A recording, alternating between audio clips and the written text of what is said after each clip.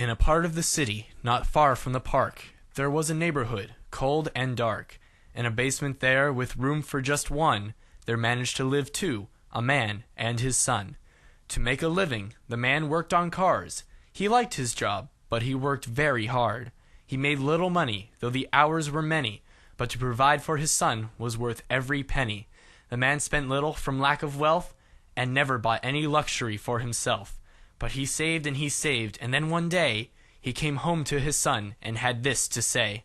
"Come outside, son. We can finally drive." And sure enough, when the boy went outside, there on the street, making its mark, a brand new shiny red truck was parked.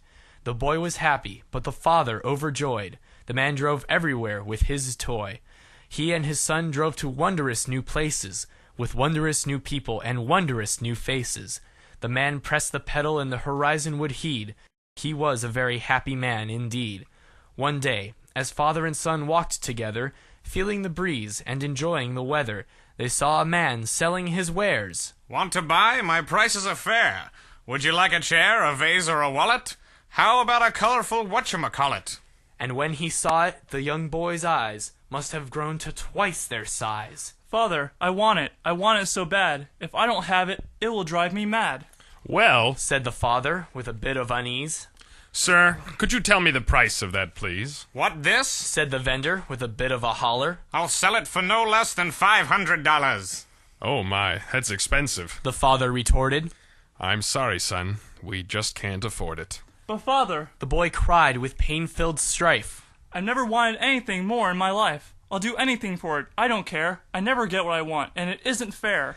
What the boy said was true, and the father knew, but the family lacked money. What could he do? "I don't know," was all he could say. "Perhaps we could get it another day." The boy hung his head down toward the ground. To him, only sadness could be found.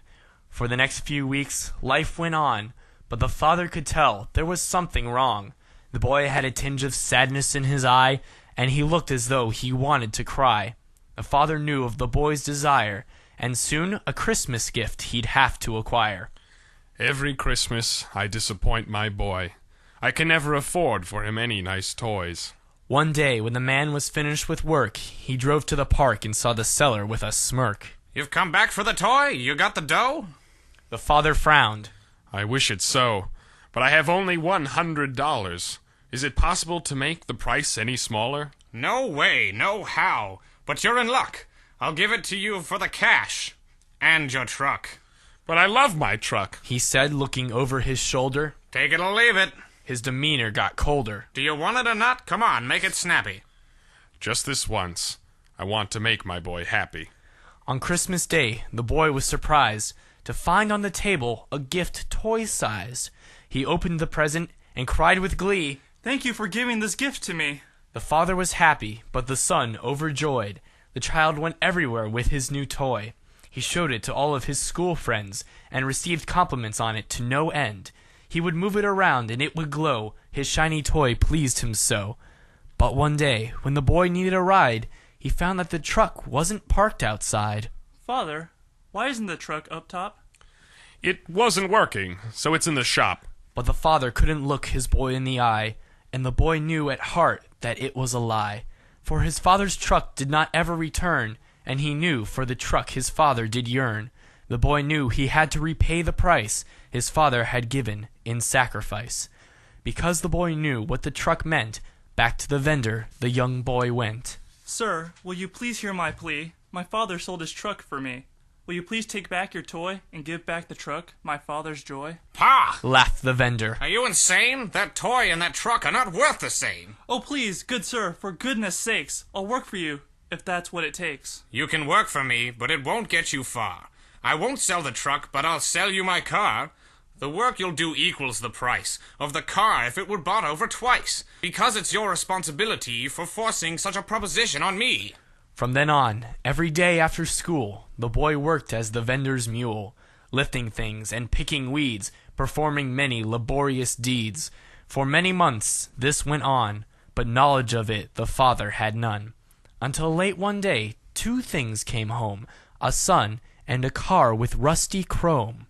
"Father, whatever you're doing, stop. Look at what I brought back from the shop." The father was surprised, but not with joy. Whatever happened to your nice toy?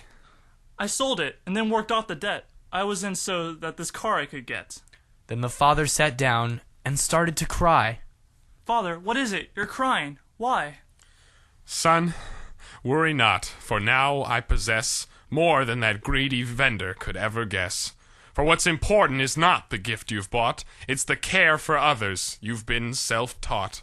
For a father there's no joy greater than to see his son grow from boy to man. And at that moment they embraced. The utmost love in each other they placed. One day, as the two walked through the park, they saw the vendor, alone and stark. Come back, have you? Don't like being thwarted? Can't buy it all back, you couldn't afford it. Don't to me your problems assign, just because what was yours is all now mine. The father just answered, with peace in his tone. Vendor, I see that you're always alone. Don't you have anyone else in your life? A brother, sister, a daughter, a wife? The vendor was upset. What's this idle chatter about expendable things that don't really matter? How dare you bring my joy into question? All I need are cash and possessions. The two shrugged and walked away. The vendor was convinced. What else could they say? And though the vendor was angry and wild, they looked at each other, understood, and smiled.